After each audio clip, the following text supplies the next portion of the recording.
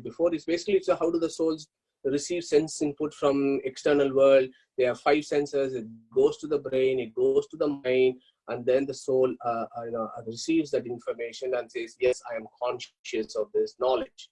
Yeah. Similarly, how do the souls perform their activities? The soul is the doer. We discussed that last week or the week before.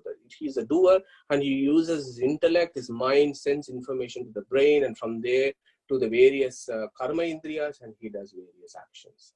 Okay, and your devatas that we are talking about all have some roles in that as per Vedic philosophy. Moving on to the next slide. This I hope you will find interesting. The way initially is quite complicated, but when you start thinking about it, how does a BMW company work? It all makes sense. Yeah. So for a BMW, if you say your car, remember in Kataka Upanishad we say Shariram Ratamevacha. So this Sharira is the Rata, this Sharira is the chariot. So if you take that analogy and you say this Sharira is the BMW car. The BMW car, how is it made? I went into the BMW website to see what are all their departments and how they do it. They have a press shop where they press all the metals. They have the body works where they make the bodies. They have the paint shop, and then they have the assembly section where everything is put together. Then they have a seat production, and then they have an engine production. So there are at least 6 key departments, and then you have a car. So similarly for your body, you have the various departments that all needs to be put together for your body to work. And of course, you need servicing, you need parts and maintenance, because each component can be opened up. And then each component will not work some point of time. So you will have to go to the supervisor of that particular department and get that thing sorted out. So your body is exactly like a BMW car. And that exactly is the view of the Vedic philosophers. They have said this body has got various components. Each component of this body has got a department that looks after it. And they're all under a control, because that is the management structure. They're all under a management structure. So on the left, if you look at the corporate structure of BMW, you have the apex, you have the president or the chairman, could be our Vishnu there. Then you have the top level guys, and then the various management structure that is operating in a company like BMW. If a simple company like a BMW can have these kind of structures, why not this big machine called the universe, which is so complicated and which is so big? Why can't we have a similar management structure? And that is the view of the Vedic philosophers, that there has to be a management structure to this big universe.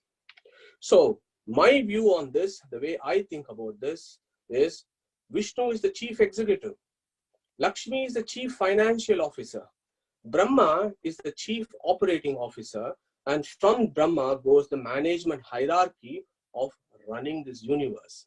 And if you go to the next slide, I have summarized what that management structure of the universe actually looks like. So what I have done for our benefit is I've extracted all the information from the various Upanishads and scriptures, and I've given you a ranking from 1 to 25. Okay, I should technically do up to 24, because there are 24 tattvas that make up the Brahmanda. Yeah, so there are 24 to 25 different devatas who have that portfolio. So on the top of this rank sits Vishnu. Next comes Lakshmi. Then comes Chaturmukha Brahma, Mukhya Prana, and all the Rujus as they are called. Then comes Saraswati, Bharati, and their Ruju Patnis, their corresponding wives. So Chaturmukha Brahma's wife is Saraswati, Vayu's wife is Bharati, and all the Rujus are the Ruju Patnis. Then you have Garuda, Sesha, and Rudra. And then you have Vishnu's Shanmahishis. And then you have 7th is the consorts of Garuda, Sesha, Rudra. 8th is Indra. Okay. And then if you come to the next level, 12th is Surya, Chandra, and Yama. 13th is Varuna. And 15th is Agni. Narada is 14. Look where Ganapati is coming. He is ranked 18th in the Vedic system. His brother Shanmukha is also coming there. We'll talk about him in a couple of slides. He is also in rank 18. He is the chief of the Devas. Of the Devas army, he is the chief. He comes also in rank 18.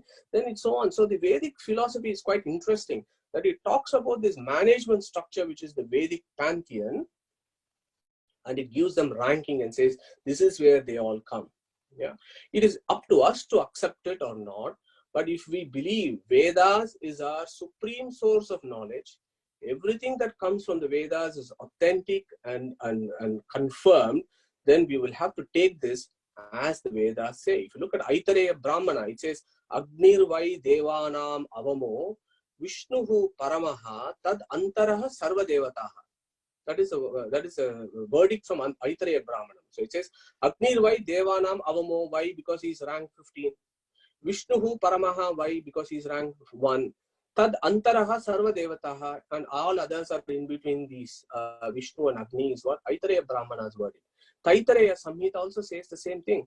Anir Avamo Devanam Vishnuhu Paramaha. Yeah.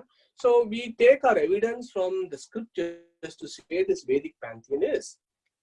Now, here is an interesting slide because it will create some confusion.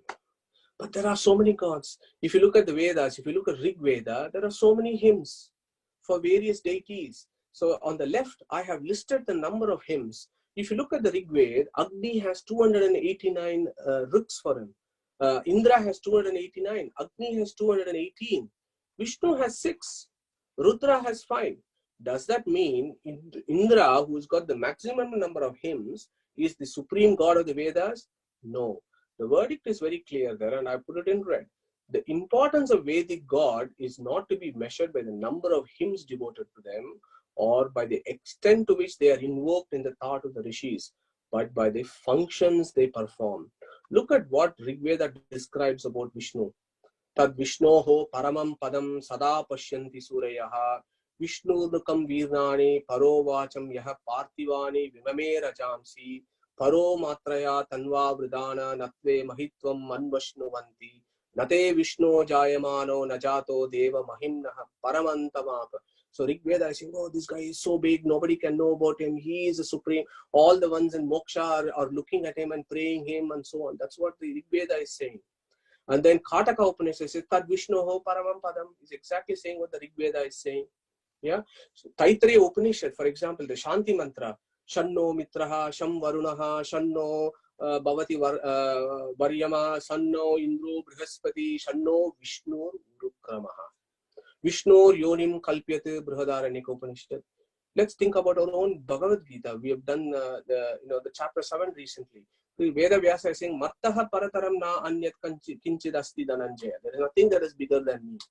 Yeah, is what Krishna himself is saying. So we have to take the internal evidence within the Vedas and the scriptures to try and assign, although there are various hymns of the Rig Vedas, it is not the numbers that matter, it is what is the function that the individual Devata that matters, that then forms the basis of the evidence by which how we should proceed. HinduKnowledgeAcademy.com will celebrate Vedic culture and present its philosophies to the modern Hindu in an accessible format. Our ancient heritage is our greatest strength. Through preservation and dissemination, together let us spread positivity in the world. Thank you for listening and welcome to Hindu Knowledge Academy.